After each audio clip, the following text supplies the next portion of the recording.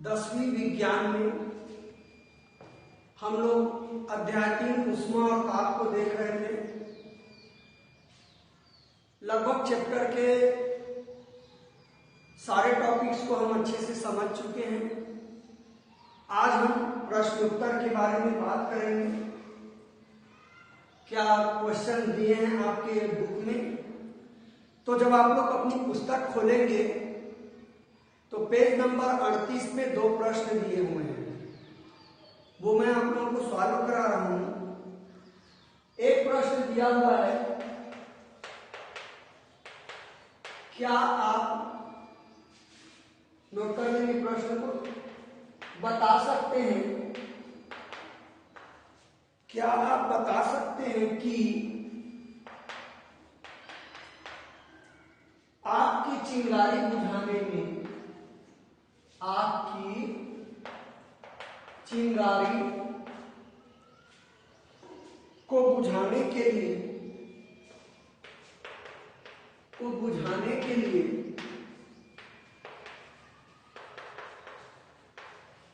पानी का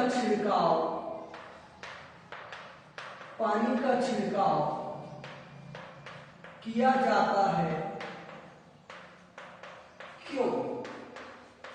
ये आप लोगों का प्रश्न है। आप सब जानते हैं कि आग को बुझाना होगा तो हम पानी डालते हैं। इस टॉपिक पे भी हम चर्चा कर चुके। मैं बताया हूं कि पानी की ऊष्माधारिता अधिक होती है, यानी कि पानी है वो अधिक ऊष्मा को अपने अंदर ग्रहण कर सकता है। तो आग पे जब पानी का छिड़काव करते हैं तो आग के ऊष्मा को पानी ग्रहण करता है, जिससे आग में ऊष्मा की मात्रा कम हो जाती है, जिससे आग का ताप कम होता है और आग है वो बुझ जाता है। ये आपका जवाब है। तो हम लिख लेंगे उत्तर आपका, पानी की ऊष्माधारिता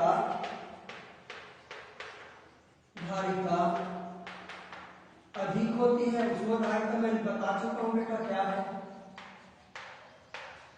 अतः जब आग में पानी ऊष्मा की अधिक मात्रा को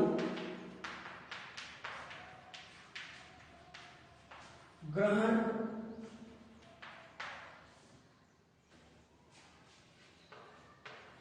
कर सकता है,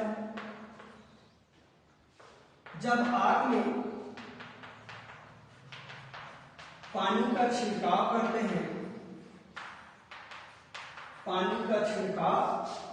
करते हैं, तो आग की ऊष्मा को पानी ग्रहण करता है,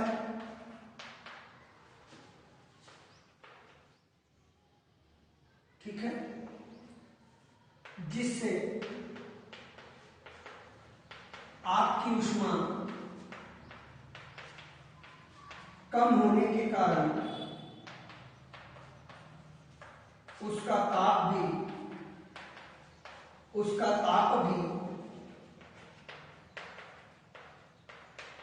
कम होता है और आग बुझ जाती है, ये आसान सा जवाब है बेटा। इसीलिए हम पानी का उपयोग है आग को बुझाने के लिए आसानी से करते हैं। तो ये क्वेश्चंस के आंसर्स हैं, आप लोग नोट कर लेंगे। अब अगला प्रश्न दिया है इसमें, ये मैं मिटा रहा हूं।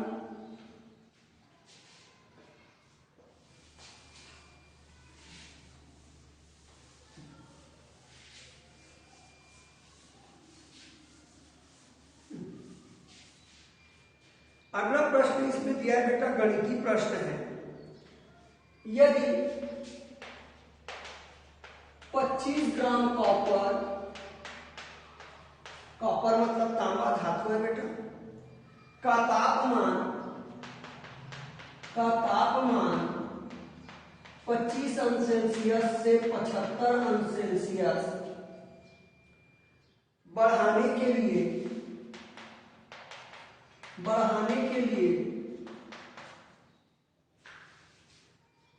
487.5 जूल, जे लिख दिया है यहाँ पे, जूल को इंग्लिश में संकेत किया जूल, उष्मा देनी पड़ती है।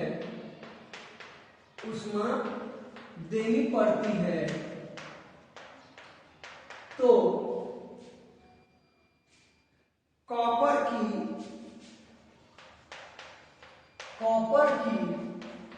जूल प्रति ग्राम अन सेल्सियस मात्रक है बेटा, जूल प्रति ग्राम अन सेल्सियस में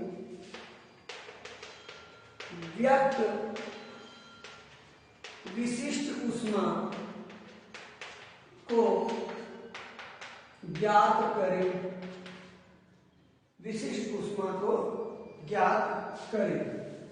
ऊष्मा क्या होगी लिखा है, बुक का ही मैं प्रश्न लिख रहा हूं बेटा, क्या होगी लिख दिया, मतलब एक ही है। तो विशिष्ट ऊष्मा वाला सूत्र तो आपको पता है बेटा, Q = mH∆T, वही लगेगा। तो कॉपर का द्रव्यमान दिया है, आंसर में आएंगे। द्रव्यमान m बराबर है बेटा आप लोगों का 25 ग्राम, उत्तर ग्राम में निकालना है, इसलिए मैं चेंज नहीं कर रहा हूं। किलोग्राम लिखते तब इसको किलोग्राम में बदलता मैं 1000 से भाग देके, ठीक है। तापांतर कर लेते हैं, या ताप में वृद्धि, संकेत होगा ∆T, दोनों ताप को घटा दो बेटा, 75 ऋण 25 यानी कि 50 अंश सेल्सियस ताप में वृद्धि हुआ। और उष्मा दिया है, उष्मा Q बराबर दिया है बेटा 487.5 जूल। अब आप सूत्र लगाएंगे Q = mH∆T। मैं बताया हूं विशिष्ट उष्मा या विशिष्ट उष्मा धारिता की परिभाषा में हमको विशिष्ट उष्मा S निकालना है बेटा, तो S बराबर होगा Q बटा m∆T। क्यों, m और ∆T को पक्षांतर कर देंगे, बटा में जाएगा, ठीक है। आगे सवाल मैं यहां बना रहा हूं, S बराबर Q का मान है बेटा 487.5, m का मान है 25 और T का मान है बेटा आप लोगों का 50, ठीक है। तो दशमलव हटाएंगे तो नीचे एक जीरो और बढ़ जाता है, हल करने का तरीका है, दशमलव बाद एक अंक है, नीचे एक जीरो बढ़ जाएगा, दशमलव हट जाएगा, यानी नीचे 10 का गुना हो जाएगा। 2 अंक रहता तो नीचे 100 का गुना करके हटा देते, वैसे नीचे अभी दशमलव रहता हटाना है, ऊपर 10 गुना करेंगे, एक अंक के लिए 10 का, तो आसान होता है कैलकुलेशन, इससे गुणा 50 गुणा 10। तो देखिए 5 अंक 25, 5 से कटेगा, 5 मियां 45, 3 बचा, 5 सत्ते 35, 5 अंक 25, 5 मियां 45, 48 है तो 3 बचा बेटा 37 हुआ, 5 सत्ते 35, तो 37 में 35 गए 2 बचा, 5 अंक 25। फिर 5 से कटेगा ये, 5 एकम 5, 5 एकम 5 9 है इसलिए 4 बचा, 47 हो गया, 5 मियां 45, 2 बचा, 5 अंक 25। फिर ये 5 से कटेगा बेटा 10, तो 5 तिया 15, 4 बचा, 5 मियां 45, तो S बराबर नहीं कटेगा, S बराबर आया बेटा 39/100, 39/100। अब मैं बोलो देखो दशमलव वर्ग आया तो नीचे एक अंक के लिए 10 करेंगे, बोलेंगे 2 अंक के लिए 100, तो नीचे 100 है बेटा, भाग देने की जरूरत नहीं है, भाग देते रहो, मैं 2 अंक बाद पहले दशमलव लगा देता हूं, 3 अंक, या भाग दे सकते हैं आप लोग, कोई मुश्किल नहीं है। 39 को 100 से भाग दूंगा तो नहीं जाएगा बेटा, 0 बार जाएगा, 39 दशमलव करूंगा 0, 3 बार जाएगा, 100 तिया 300 और 9 0, एक जीरो और दूंगा 9 बार जाएगा। भाग अपना अपना तरीका है, तो जीरो वाले में से करो तो भाग देने की जरूरत नहीं पड़ती है, 100 से भाग देना या गुणा करना, ठीक है। तो ये आ गया मात्रक होगा, देखो उस सूत्र में ऊपर Q है, Q का मान दिया है बेटा जूल में, तो मात्रक जूल होगा, बटा का मतलब प्रति लगता है, द्रव्यमान ग्राम में है तो ग्राम आएगा, और तापमान अंश सेल्सियस में है तो अंश सेल्सियस आएगा, और वही दिया इसी मात्रक में आप लोगों को आंसर निकालना है, जूल प्रति ग्राम अंश सेल्सियस में। तो इस प्रकार से ये न्यूमेरिकल आप लोगों का हल हो जाता है। ठीक है ना, आप लोग 10वीं में हो, कोई भी विज्ञान में गणितीय प्रश्न कठिन नहीं है, बहुत आसान प्रश्न आप लोगों को दिए हैं क्योंकि आप लोगों की छोटी क्लास है। अब हम और प्रश्न उत्तर देखेंगे। पेज नंबर 39 पर प्रश्न है,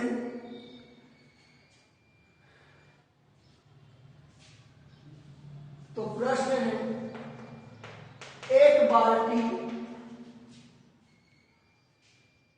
का पानी गर्म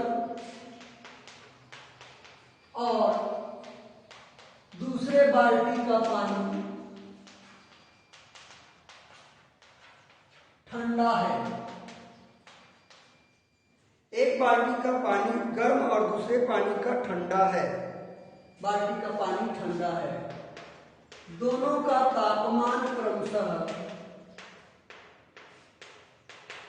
80 अंश सेल्सियस व 20 अंश सेल्सियस है। मतलब गर्म पानी का ताप 80 अंश सेल्सियस है बेटा, और ठंडे पानी का ताप आप लोगों का 20 अंश सेल्सियस है। अब एक तीसरी बाल्टी में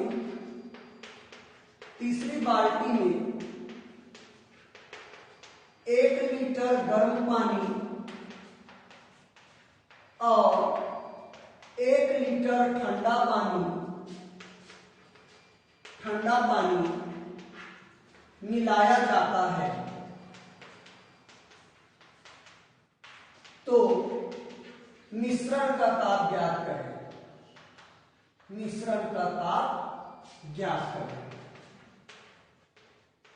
प्रश्न बहुत आसान है। दो अलग अलग तापमान वाले द्रव को समान मात्रा में बाल्टी में मिलाया जाता है, तो मिश्रण का ताप ज्ञात करना है। तो इसके लिए मैं फार्मूला दे रहा हूं बेटा, बहुत शार्ट में बनाएंगे इसको। मिश्रण का ताप का फार्मूला होगा बेटा M1T1 प्लस M2T2 बटा M1 प्लस M2। M1T1 पहले यानी कि गर्म पानी की मात्रा और तापमान होगा, तो गर्म पानी 1 लीटर मिलाते हैं, इसका तापमान 80 है, तो 1 गुना 80 हो जाएगा। ठंडा पानी की 1 लीटर मिलाते हैं M2 की जगह 1, और ठंडे पानी का तापमान 20 है। नीचे M1 का मान 1 लीटर है और M2 का मान भी 1 लीटर है, सीधा रख दिए अपन। तो ये हो जाएगा 80 एकम 80 धन 20 एकम 20 बटा 2। तो 80 और 20 100 हो गया बटा 2, तो कटाएंगे 50 है, चूंकि ताप निकाल रहे हैं इसलिए अंश सेल्सियस। बहुत सिंपल सा आपका सवाल बन गया। तो मिश्रण का ताप जो बाल्टी में 1-1 लीटर आप लोग मिलाए हो, उसका तापमान 1 अंश सेल्सियस होगा। ये बहुत शार्ट ये प्रश्न है और यहाँ से आंसर है बेटा। ठीक है ना, तो फटाक से बनाने का ये सूत्र है आप लोग का। कोई भी द्रव को मिश्रण को अलग अलग ताप वाले द्रव को मिलाते हो, पदार्थ को मिलाते हो, तो मिश्रण का ताप निकालने के लिए शार्ट में सूत्र है। ठीक है, अब हम ऐसे एक और प्रश्न देख लेते हैं ताकि आप लोगों को क्लियर रहे। हाँ, मैं पीछे प्रश्न बता रहा हूं, 46 नंबर पेज में है, आप लोगों का प्रश्न है। इसी प्रकार के कुछ अंकित प्रश्न दिए हैं पृष्ठ क्रमांक 46 पे। ठीक है, कुछ अंकित प्रश्न आप लोगों को दिए हुए हैं जिसको हम लोग सॉल्व करेंगे। ठीक है, तो मैं प्रश्न को लिखूंगा, चूंकि आप लोगों के पास यहाँ सामने बुक तो नहीं है, तो मैं प्रश्न को लिखूंगा जैसे बता रहा हूं। प्रश्न 8वां है 46 नंबर पेज पे। देखिए 1 किलोग्राम जल का ताप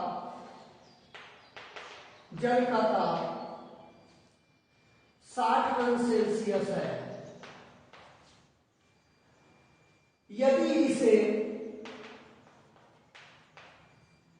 40 अंश सेल्सियस वाले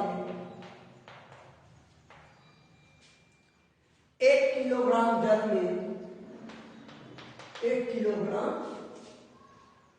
में मिश्रण कर दे तो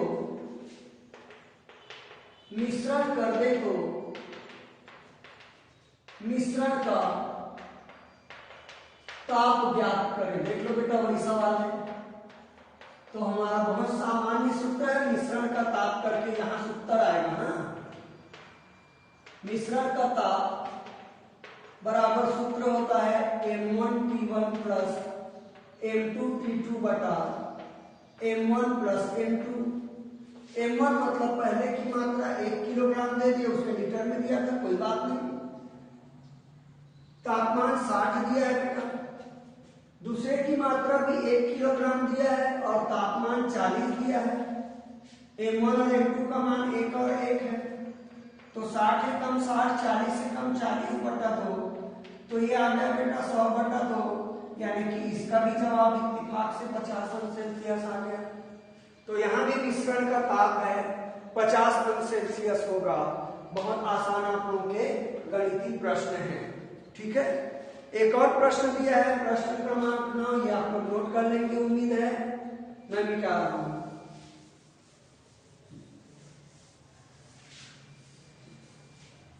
एक और होगा आप लोगों का प्रश्न है, क्वेश्चन है, तांबे के, तांबा यानी कि कॉपर बेटा, तांबे के एक बर्तन का द्रव्यमान, एक बर्तन का द्रव्यमान 500 ग्राम है। तांबे का कोई बर्तन है जिसका द्रव्यमान 500 ग्राम है। इसका ताप 40 अंश सेल्सियस बढ़ाने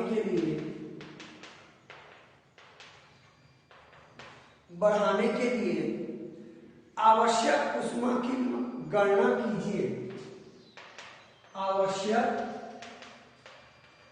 ऊष्मा की गणना कीजिए, गणना कीजिए।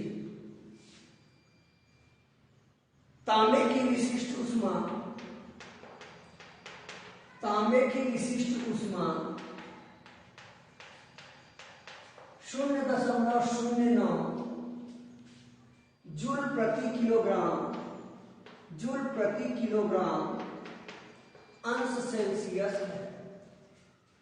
तो देखो बेटा विशिष्ट ऊष्मा का मात्रक दिया है जूल किलोग्राम, लेकिन वहां बर्तन का द्रव्यमान ग्राम में दिया, तो ग्राम को किलोग्राम में बदलूंगा बेटा, और तापमान ठीक है सेल्सियस में है। ठीक है, तो मैं आऊंगा आंसर में, द्रव्यमान है M बराबर है 500 ग्राम। तो बेटा ग्राम पता आपको, 1 किलो में 1000 ग्राम होते हैं, तो ग्राम को किलोग्राम में बदलेंगे तो 1000 का भाग देंगे, क्योंकि किलोग्राम को ग्राम में बदलते तो 1000 का गुना करते हैं। ठीक है, तो ये बेटा आप लोगों का कट जाएगा 0 0 0 0, 5 एकम 5 दूनी 10, तो इतना किलोग्राम आ गया आपका द्रव्यमान। अब ताप दिया है बेटा, ताप में वृद्धि, ताप बढ़ाने पर बोला है, ताप में वृद्धि डेल्टी बराबर साफ दिख रहा है 40 अंश सेल्सियस। विशिष्ट ऊष्मा दिया है जिसका संकेत S होता है, आप लोगों को मालूम है। S बराबर दिया है 0.09 जूल प्रति किलोग्राम, जूल प्रति किलोग्राम अंश सेल्सियस। आप लोग हिंदी में लिख सकते हैं, एक ही मतलब है, ये दिया हुआ है। ठीक है, तो अब हम सूत्र लगाएंगे। कौन सा सूत्र लगेगा आप सभी जानते हो, Q बराबर MS डेल T, यहां लगा रहा हूं, Q बराबर MS डेल T। क्या निकालना है, ऊष्मा यानी Q निकालना है, तो Q बराबर M का मान 1/2 है, S का मान 0.09 है जो कि दिया हुआ है, और T का मान बेटा 40 है, तो 2 एकम 2, और ये आपका 20 से कट जाएगा।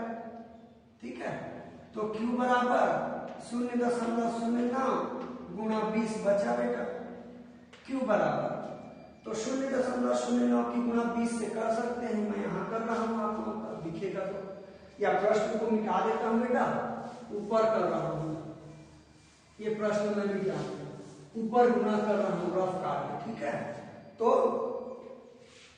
0.09 का गुणा आप लोग 20 से करेंगे तो 0 का गुणा 9 से 0 0 0 0 0 0 0 9 दूनी 18 का 88 लाए 2 0 0 1 और 2 0 0 इसको जोड़ते हैं बेटा 0 8 1 सामने जीरो का कोई मतलब नहीं होता। अब एक और दो अंक बाद दशमलव तो ये आ गया आपका 1.80 जूल। उष्मा की मात्रा निकल गई। जूल आपकी उष्मा की इकाई है क्योंकि प्रश्न में जूल का जिक्र है। तो इस प्रकार से आप लोगों का ये सवाल हल होते हैं। ठीक है, तो ये आप नोट कर लेंगे। एक और प्रश्न आप लोगों को बताए जा रहे हैं, अंकित प्रश्न है वो। ठीक है,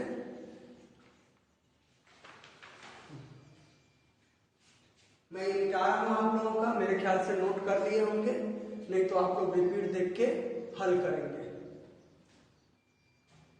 ठीक है बेटा, आप लोगों का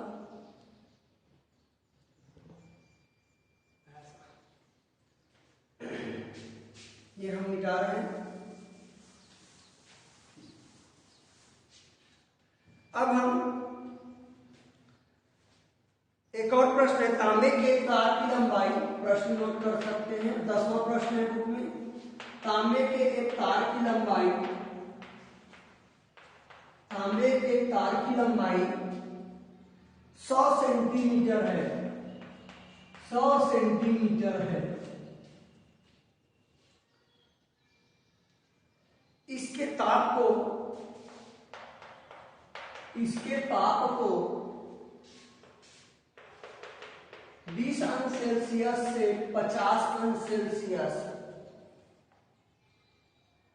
नहीं 30 अंश सेल्सियस से, 30 अंश सेल्सियस से 50 अंश सेल्सियस तक बढ़ाने के लिए लंबाई में वृद्धि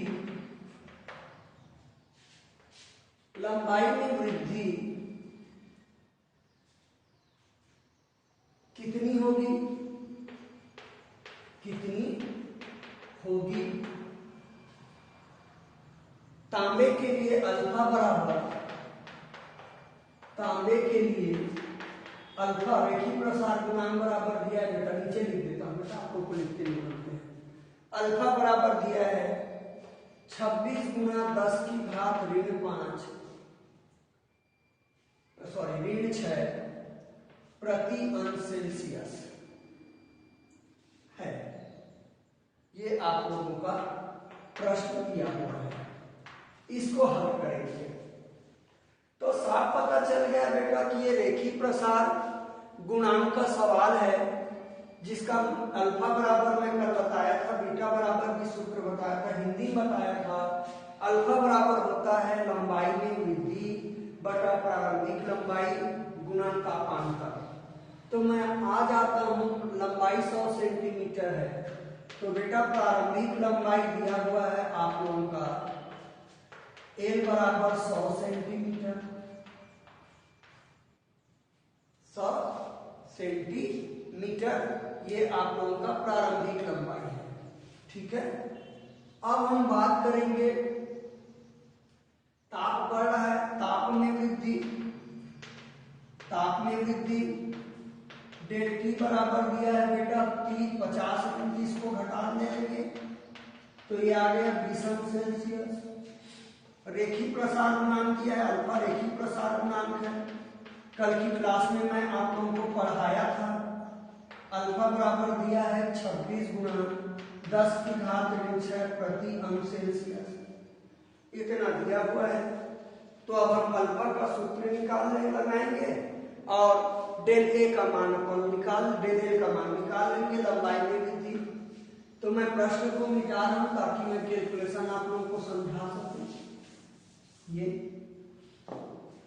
आप लोग जानते हैं अल्फा बराबर सूत्र होता है डेल एल बटा एल गुना डेल टी। तो बेटा लंबाई में वृद्धि ज्ञात करना है मुझे, तो डेल एल बराबर हो जाएगा अल्फा गुना एल गुना डेल टी। पक्षांतर कर दिया बेटा, लंबाई में वृद्धि निकालना है प्रश्न के अनुसार। तो डेल एल बराबर अल्फा का मान आपका दिया है 26 गुना 10 की घात ऋण 6 एल का मान है 100 और टी का मान है मेरे ख्याल से अंतर आया डेल टी का मान कितना 20। ठीक है, तो अब ये मैं बगल में कर देता हूं जगह। डेल एल बराबर हो गया है, देखो ये 2 का गुणा 26 से कर देता हूं तो 52 हो जाएगा, गुणा 10 की घात ऋण 6 गुणा 100 गुणा 10 को वही रख दीजिए बेटा, 10 की घात बनाने के लिए 20 है तो 2 10 का गुणा किया, 2 दान 10 दान 20 होता है, 2 दान 20 होता है तो 2 का गुणा कर दिया 52, तो 10 बचा तो ये 1000 हो जाए, मतलब 10 की घात 3 हो जाएगा। वहां आसान होता है कैलकुलेशन, ऐसा करने से 10 की घात ऋण 6 तो ये हो गया 10 की घात 3। अब डेल एल बराबर 52 गुणा 10 की घात, आधार समान है, गुणा का चिन्ह गणित में पढ़े हो नौवीं में तो घातें जुड़ जाती हैं, तो ऋण 6 और धन 3 जुड़ेंगे तो ऋण 3 आएगा और मात्रक सेंटीमीटर आएगा बेटा। ठीक है, आप बुक देखेंगे तो प्रश्न यहाँ 5 दिया हुआ है, 10 की घात ऋण 5 उत्तर बगल में, लेकिन मीटर लिखा है बेटा, तो सेंटीमीटर को मीटर बदलेंगे 100 से भाग देंगे, 100 यानी कि 10 की घात 2, तो 10 की घात 2 ऊपर जाके ऋण में हो जाएगा, तो ऋण 3 ऋण 2 ऋण 5 हो जाएगा। तो चूंकि प्रश्न में सेंटीमीटर छपा हुआ है लंबाई का मात्रा, इसलिए मैं जवाब सेंटीमीटर में दिया हूं, बदलने की जरूरत नहीं है। ठीक है, तो इस प्रकार से आप लोगों के जितने भी पुस्तक में अंकित प्रश्न दिए हैं सब आपके समाप्त होते हैं। इस चैप्टर की समाप्ति हो गई है। कल मैं पूरा प्रश्न उत्तर जितने भी पुस्तक में दिए हुए हैं आप लोगों का रिवीजन पढ़ के सुनाऊंगा, तो आप लोग कल पढ़ाई करके आएंगे अच्छे से, ताकि आप लोगों को समझ में आए। तो ये मैं मिटा रहा हूं।